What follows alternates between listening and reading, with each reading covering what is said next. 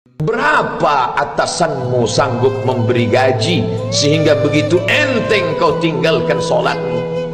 Apa yang dijanjikan istrimu sehingga begitu enteng kau berikan yang haram? Hanya rayuan sesaat, padahal dia pun akan meninggalkanmu sebelum masa tua tiba. Apa yang dijanjikan anak-anakmu?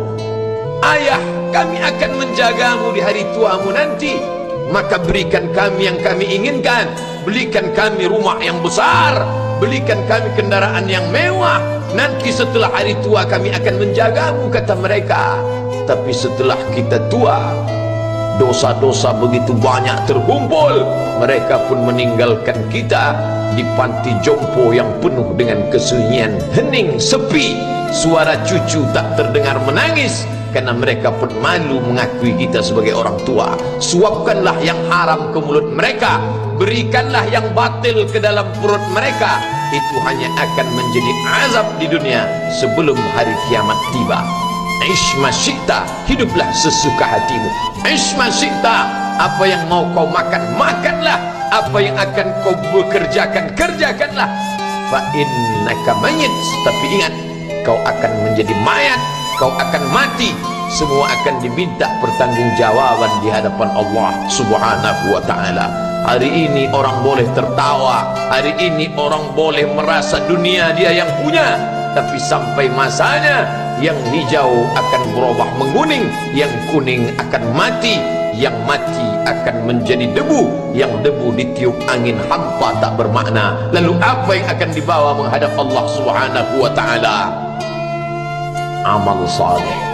Kalau pernahlah mulut itu membaca sepotong dua potong ayat sebelum berangkat bekerja, kalau sempatlah masuk ke kamar mandi mengambil air wudhu, solat sunat duha sebelum berangkat bekerja, kalau sempatlah ketika duduk dalam suasana santai membuka iPad lalu dibuka Quran digital sambil melihat beberapa ayat merenungkan maknanya mengingat mati, kalau sempatlah mulut mengucapkan subhanallah wa bihamdihi subhanallahil azim, kalau sempatlah anak istri dibawa ke masjid iktikaf mendengarkan pengajian, kalau sempatlah beberapa persen dari pendapatan itu dilimpahkan ke rumah anak yatim panti jompo masjid, kalau sempatlah beberapa meter tanah dibeli untuk pembebasan mendirikan rumah Allah, kalau sempat memberikan beberapa karpet untuk rumah yang selalu ditinggalkan, kalau sempatlah membelikan beberapa kilo beras untuk yatim piatu dan panti jompo, itu yang akan menolong di hadapan Allah. Adapun rumah besar dengan beberapa semen, dengan beberapa busi yang banyak, semua akan menjadi tinggal kenangan. Mereka akan menjual, membagi-baginya. Tanah yang dulu harganya semeter 100.000 sekarang sudah menjadi 5 juta. Mereka akan bagi-bagi itu semua kepada ahli waris. Lalu kita hanya membawa 3 helai kain tipis yang tidak berjahit, dan itu semua menjadi milik orang. Kalau dulu mereka kita didik dengan pendidikan yang baik, di tengah malam mereka bangun menetes air matanya, lalu dia berdoa, Rabbighfirli wa liwalidayya warhamhuma kama rabbayani shaghira, seperti tetesan embun di tengah gurun Sahara yang panas. Kalau sempatlah mereka berdoa, Allahumma ighfir lahu warhamhu wa'afihi wa'fu anhu, maka mengalirlah air yang sejuk ke tenggorokan yang kering. Kalau sempatlah mereka membeli makanan, diundangnya anak yatim, diusapnya kepala, ya Allah, terimalah sedekahku ini untuk almarhum ayahku, almarhumah bundaku. Aku tak dapat membalas budi baik mereka, ya Allah, mereka sudah mendahului aku. Maka akan mengalirlah itu sebagai berlipur lara di tengah alam barzakh sementara kiamat tiba.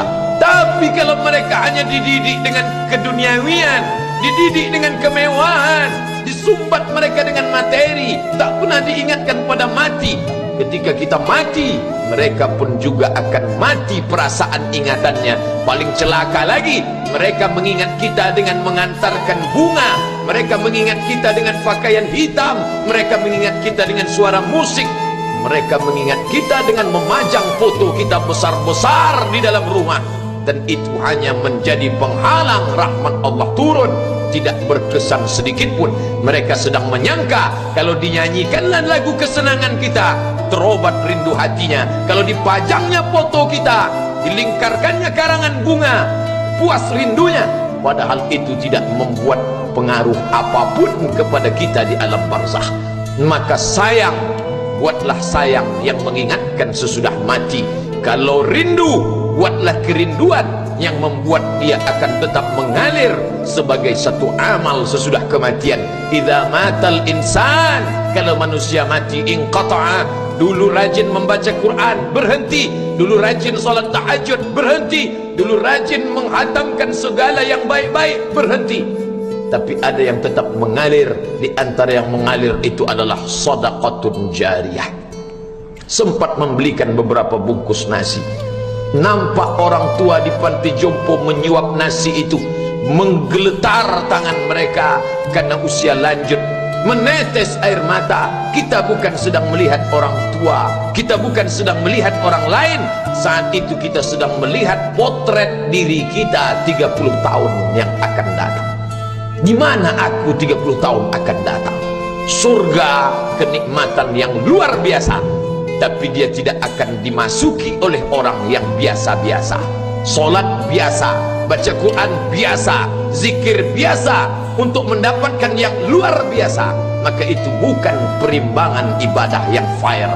Hanya dengan solat wajib biasa, hanya dengan baca Quran biasa, hanya dengan zikir biasa, hanya dengan sedekah biasa, berharap akan masuk ke dalam surga yang luar biasa, maka sungguh bukan suatu perimbangan.